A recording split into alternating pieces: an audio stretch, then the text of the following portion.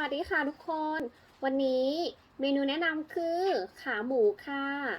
ตุ๋นตั้ง3 ชั่วโมงแน่ดินี่ขาหมูเยอรมัน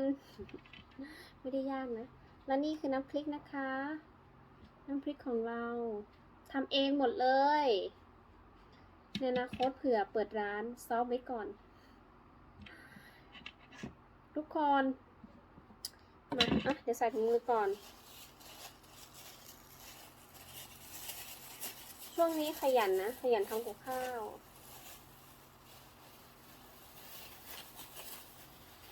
ลมดีทำกับข้าวลมดีเนื่องในวันหยุดเราจะกินแบบนี้ค่ะทุกคนจะเริ่มยังไงดีหมูตัวใหญ่ซะนะขาหมูใหญ่ด้วยนะอ๋อ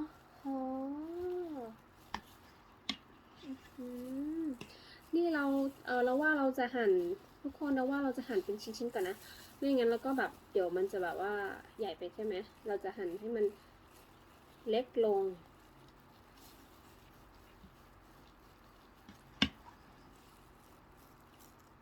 แต่เราก็จะกินชิ้นใหญ่ๆนั่นแหละ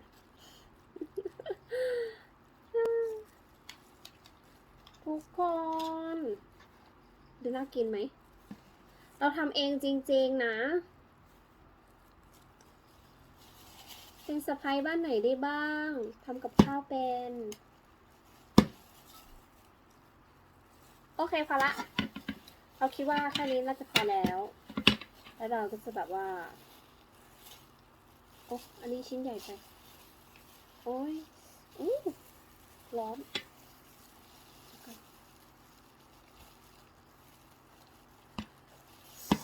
ร้อน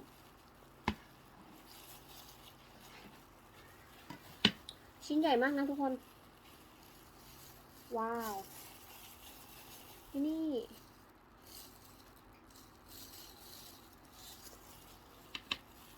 เดี๋ยวช่วยให้ดูกันขาหมูของเราก็จะเหมือนเดิมเขาจะจิ้ม3 รสกินร้อนหน่อยโอ้ยร้อนหน่อยร้อนแน่ๆเอาเข้าปากได้ไหมเนี่ยร้อน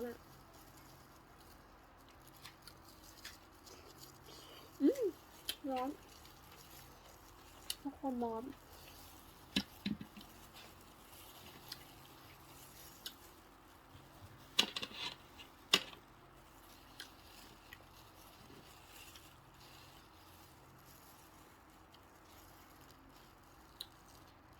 ไม่เห็นเนาะ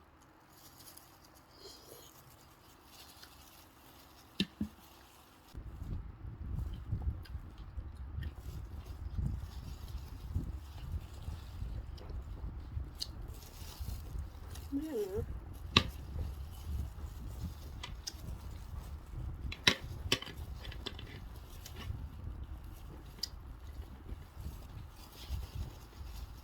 คอนเห็น3 รสของคอยบอ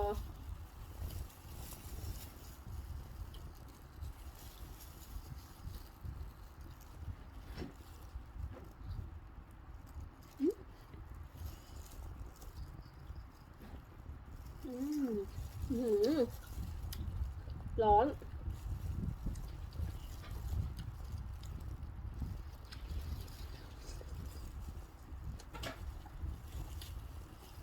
แต่ก็อยากกินร้อนๆนี่แหละอร่อย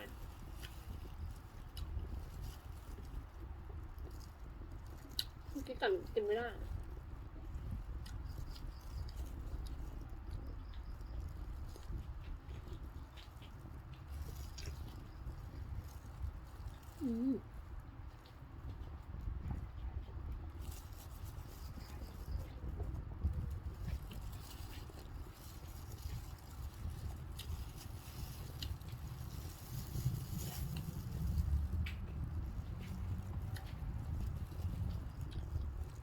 อันนี้คือคะน้านะ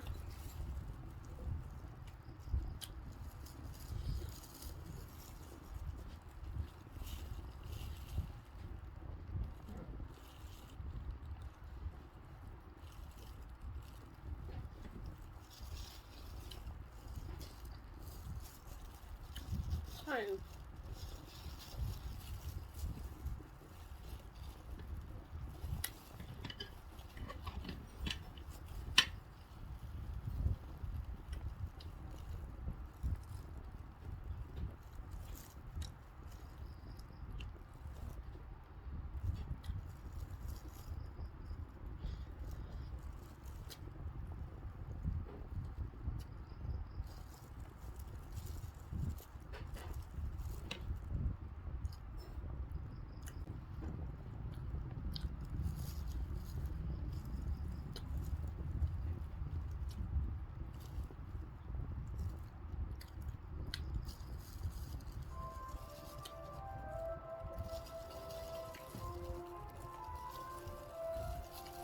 อร่อยมากทุกคน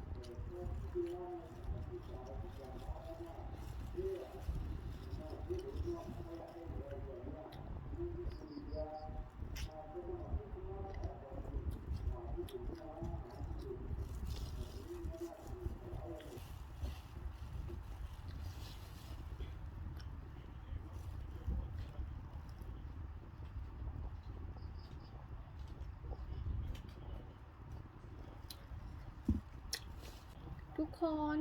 งั้นวันนี้แค่นี้ก่อนนะคะ บ๊ายบาย